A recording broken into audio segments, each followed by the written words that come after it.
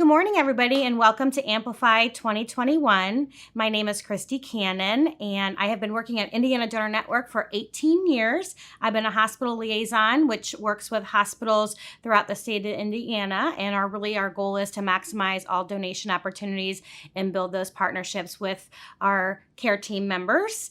And most recently, I moved into a hospital program coordinator role where it is our goal to have our education throughout the state all be aligned together and to further develop programs and enhancements with our donor partners throughout the state. Today, I'm really excited to talk about that mission critical call and what that means. And I would imagine the majority of you out there have either made the call or know about the call. But today, we're going to take a deep dive into what that call really is like. So what do we already know out there? What are some of the truths about donation? Whether in a hospital or at the scene of an accident, healthcare workers like you all immediately begin life-saving procedures. Every effort is made to save the patient at the hospital, regardless of any donor designation status. It is at Indiana Donor Network, we value that saving a life is always your number one priority. We recognize that it could be our family member, our husband, our daughter, our friend, or our neighbor. So we do recognize it's always your number one priority. However, there are times when, despite every effort, a patient's life cannot be saved. When this happens, you have the ability to set a motion and process that allows patients and or their families the opportunity to save and enhance lives through organ and tissue donation and transplantation. Before we deep dive into that process, I'd like to talk a little bit about first-person authorization. Sometimes we hear it called FPA. We like our acronyms in healthcare. Sometimes you might hear it referred to as donor designation or registered organ donor. You're probably going to hear more about this later today, but throughout this presentation, I want you to think about the millions of people out in Indiana that have registered to be a donor. And what that really means is if you have a heart on your license, you have already authorized donation. So that is not left up to your family. You have already made that decision. It was actually a law called the Donor Choice Law that went into effect way back in 2001. This is, of all the slides I present throughout the years at Indiana Donor Network, this slide to me really shows the true challenge that we have here in our state with Indiana. So as you all can see, we have just under 7 million people here, Hoosiers, right here in our state. And out of those registrations, we have over 4 million people that have said, yes, I want to be a donor hero. Out of all the people in our state, we have about 65,000 or so that die. And out of those 65,000, 21,000 or so make it to the hospital to die. Most of you know that in order to be an organ donor, you have to be a patient that is maintained on a ventilator with that beating heart. So the patients that make it to the hospital really only have the opportunity to donate solid organs. They have an opportunity for tissue, but unfortunately, they don't have the opportunity to donate organs.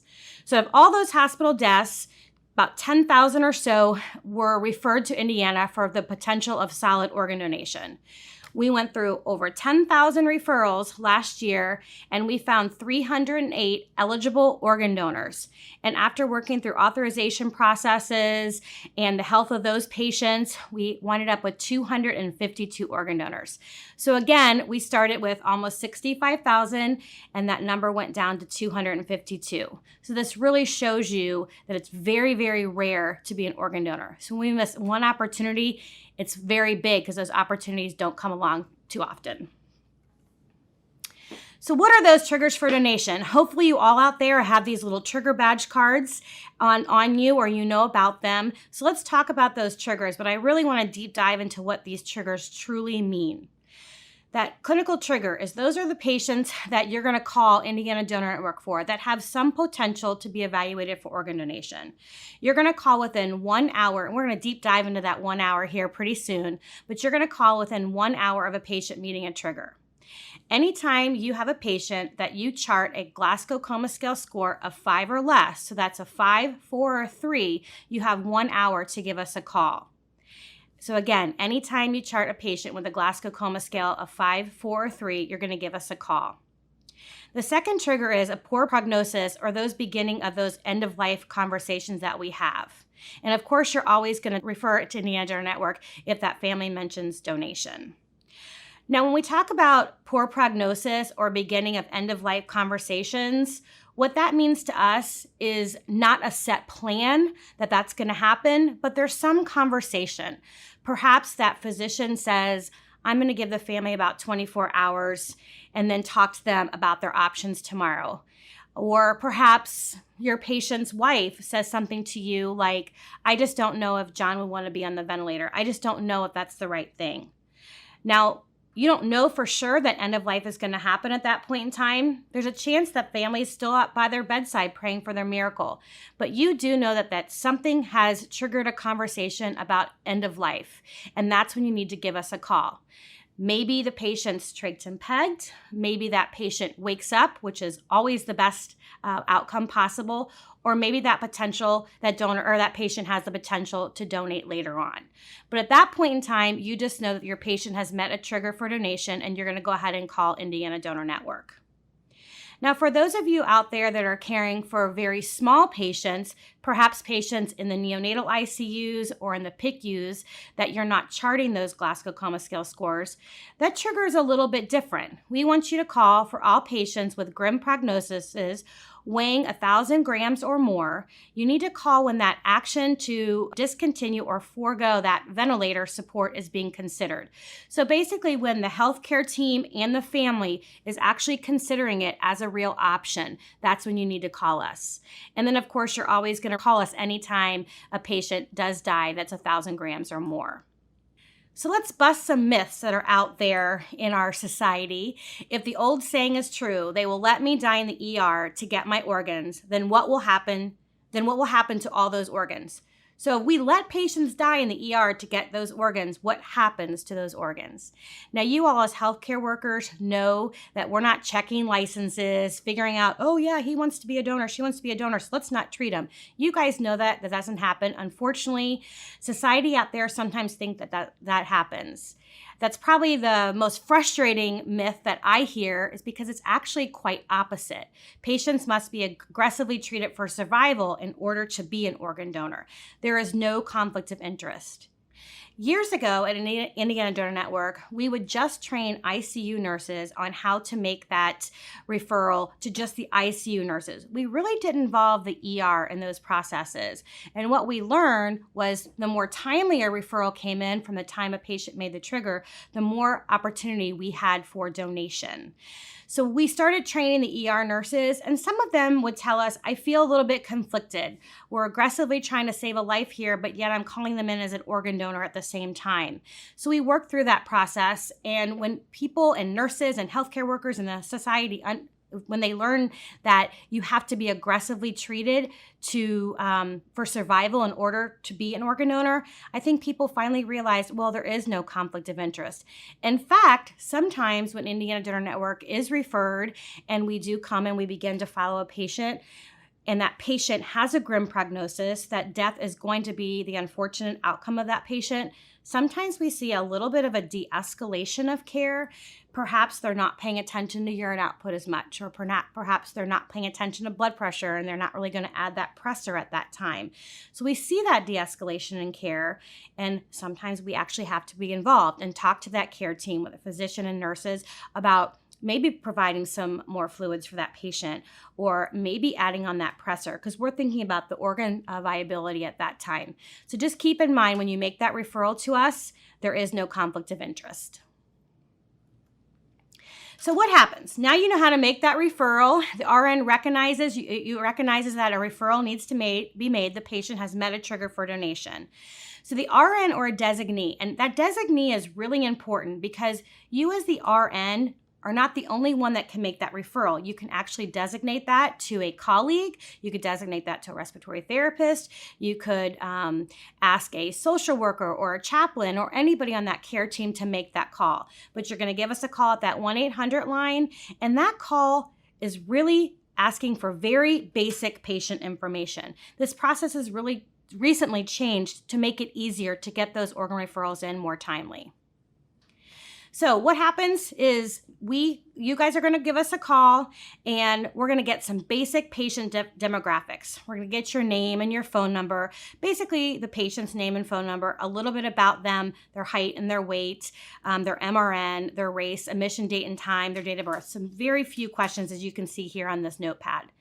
But now we want to know a little bit about that patient so we can properly triage the right person to send that call to it within Indiana Donor Network. So we're going to ask, is the patient on 2 or more pressors, or is their blood pressure greater than 180? That just gives us a little bit of idea on the patient's stability. The second thing that we're going to ask for is if there's any end-of-life discussions taking place, or is there a plan to withdraw medical therapies within maybe like the next 4 hours. Again, those questions help us triage the right coordinator to send that call to at Indiana Donor Network. And after that, there are no other questions asked on that referral call at that initial time of an organ referral. Now, at IGN, we recognize that calling within 1 hour of a trigger being met, especially if you have a very unstable patient, can be very challenging. Again, it is so important that you guys know that that initial call can be made by anyone. So what to expect? So an IDN coordinator will either contact you back via phone or will come on site. At that point in time, we really are looking to speak to that bedside RN or at least maybe a charge nurse, somebody that has a better clinical picture of that patient. We're going to gather more clinical information such as their brainstem reflexes. We kind of want to know what medications they're on, what their vitals are like, and a little bit about their plan of care if it's known at that time. We often get the question, well, can't you find that on all your AMRs? And yes, we can find some of this in the EMR. Sometimes it's not documented quite yet, especially when referrals are coming timely.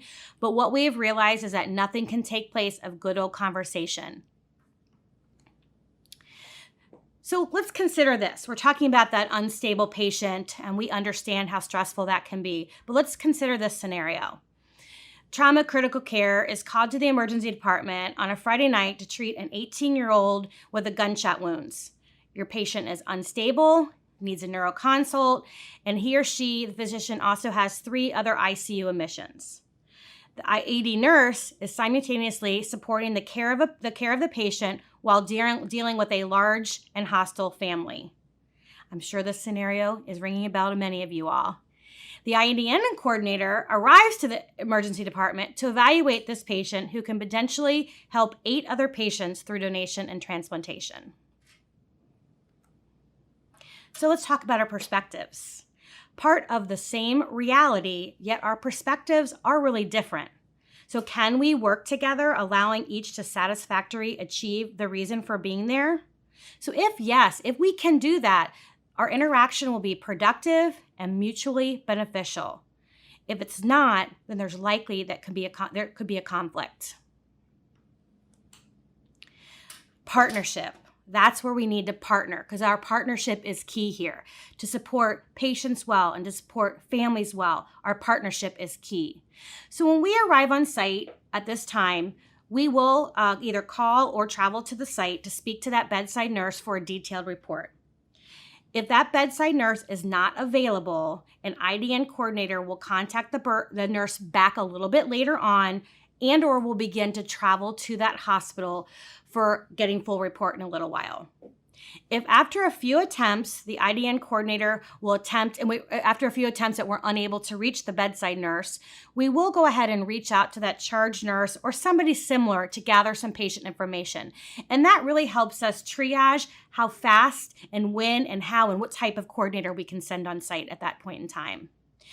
Just so you all know, Indiana Donor Network will never interrupt the care of a patient. The care of your patient will always come first. So we're going back to that referral, that timely referral. So what makes a timely referral? We've talked about it here. All referrals within 1 hour of meeting a clinical trigger for donation. 1 hour. I bet you all, if you guys were here in audience, I can see a lot of people turning their heads or a lot of people going, oh my gosh, or rolling their eyes, and we get it. 1 hour is extremely stressful. But let's talk about the why behind the 1 hour. This is probably the least inspirational slide in my entire presentation, but it's very important information for you all to know. So way back in 1998, our government, CMS, Centers for Medicare and Medicaid, the people that pay the hospital bills, came out with what they call conditions of participation, and that's often referred to as COPs. Again, we like our acronyms in healthcare. So their objective was to increase organ donation. So they came up with basically 4 main points of these COPs. Let's talk a little bit about each one of them. The first one is the routine referral. That means all patients that meet a clinical trigger for donation must be called within 1 hour. So that was the first thing that they did. The second thing was education. Hospitals have to educate their healthcare team members. This is a good example of education provided today. Sometimes we're in new nurse orientations. Sometimes we might go to nursing grand rounds. Sometimes we might round on your units. That's all examples of hospital-based education on the donation process. The third thing they did was they enacted a consent process. So only people that are trained to talk to families about donation can talk to families about donation. And the last thing was a medical record review. And the medical record review means, are we capturing all the donation potential within the hospital? Are we missing any opportunities within that hospital? So every month, Indiana Donor Network and the hospital collaborates to make sure that we don't miss any potential within that hospital. And then lo and behold, Joint Commission read and realized that these were great practices for organ donation. So Joint Commission and HFAP, they adopted all of CMS's COPs. But there's so much more to the why behind the regulations. I know the regulations aren't exactly the most inspiring. So let's talk a little bit about other whys. Timing. This allows an IDN coordinator time to arrive to the site and huddle with the care team so we can really work together to figure out what's going on with that patient. Proper medical evaluation for organ donation takes time. It can't be done in 1 or 2 minutes over the phone. We are also prepared when care plans move fast or changes. We've begun to collect our information. We begin to understand what's going on with the patient. So we're beginning to look at eligibility to see if this patient even has the potential to be an organ donor.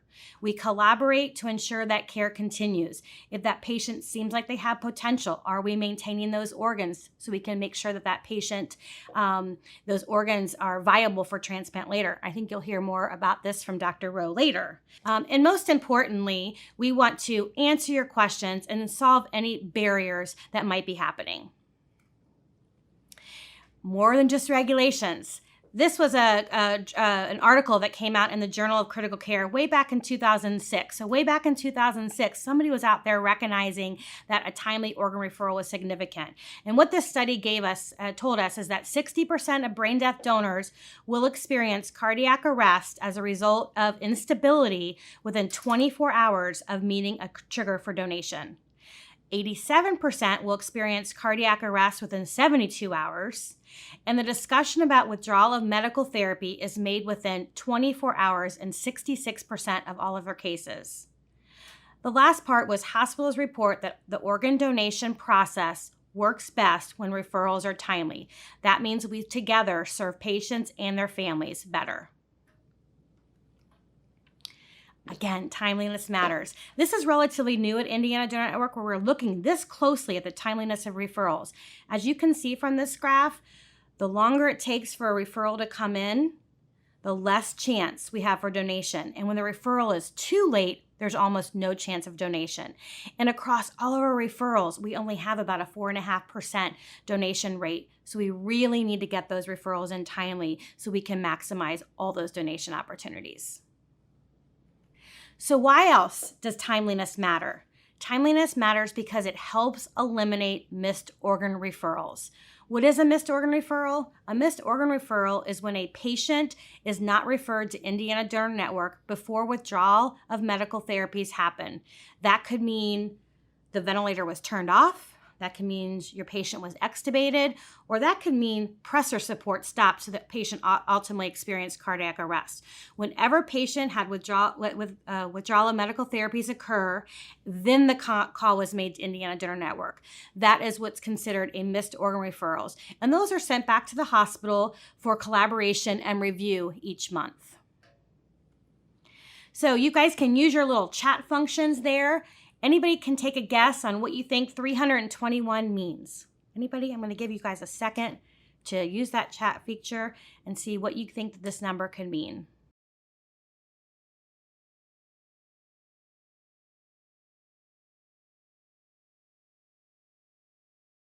All right. Well, hopefully you guys have put some ideas in that chat box. 321. Those were the missed referrals that our state had last year. 321 patients were not referred for the potential of donation. So let's just say, and we all saw that we know that you guys saw that funnel earlier, and a lot of those patients, most of those patients are not eligible. But let's just say that those 321 missed referrals had the potential to donate 3.5 organs transplanted per donor. So on average, we transplant about 3.5 organs per donor. That would have been an additional 1,123 lives. Now, again, we know that all of those would not have turned into donors. However, what if we could have saved 50 or 75 or 100 more patients? That would have been a lot more patients that we can save. So by making or delegating a referral to be made, you are potentially saving up to 8 other lives that you can't see or you can't touch or you can't feel, but they are real and they are counting on you. And I want to share with you a video on these real people.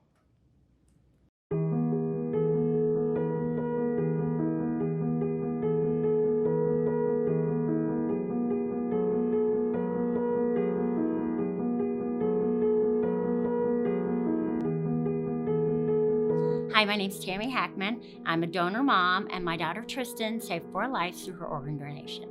The emergency room, they were very, very good with her. We had a very special nurse that was kind and always wanted to come in and help us. She washed Tristan's hair. She helped take care of her. She allowed us to paint her fingernails and her toenails and really fix her up, make her look really presentable.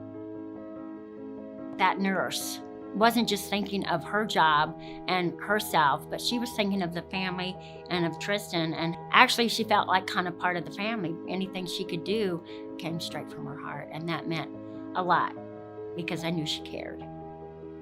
I'd like to say thanks. And I don't think that's the right word, but I'm going to start with that word. And I'm going to say thank you to the wonderful nurses, the doctors. Everything that you put into what you do for us is recognized and is appreciated. Thank you for your love. Thank you for your time. Thank you for your kind heart, and thank you for your knowledge, and thank you for giving hope.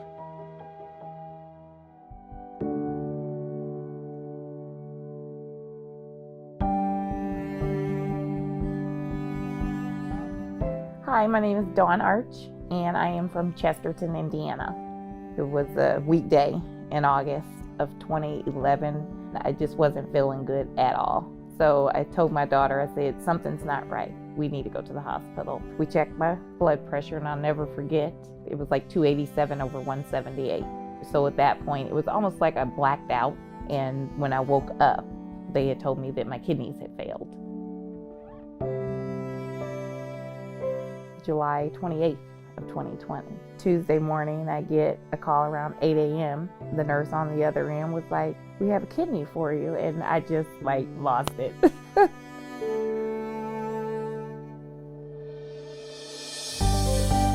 I feel like I'm living again, and I don't have any restrictions. First of all, I would just like to say thank you to all the nurses and doctors. Is probably the part where I'm going to break down. And just say thank you to you guys for all the hard work that you do and the blessings that you give on a daily basis, and I'm so grateful. Keep doing what you're doing, because you're helping a lot of people, you're saving a lot of lives on a daily basis, and just thank you.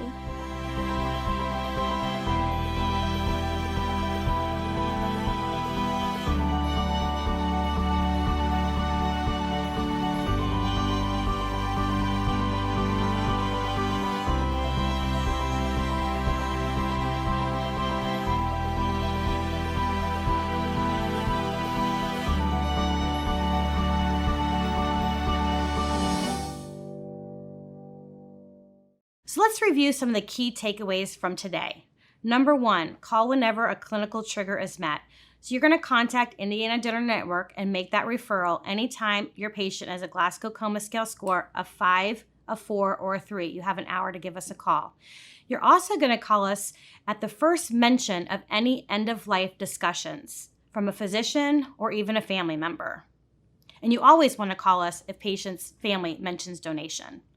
The call must be made within 1 hour of a patient meeting a trigger. As you can see, that's been the theme of the entire presentation, that timely referral. Because again, we now recognize that the more timely the referral, the more chance we have for donation.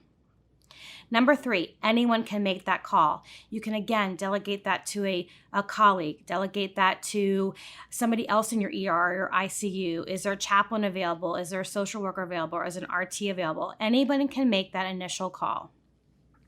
And if we are to be successful, we need to collaborate, we need to partner and serve families well and the patients well. I was searching through the internet to try to find a funny video on time and being on time, and I couldn't find anything appropriate for this presentation, but I did find this one saying, you can be on time even with a broken watch. You just need the will to be punctual. So I leave you with that today. I hope you enjoyed this presentation, and I hope you enjoy the rest of the presentations today. Thank you so much for joining.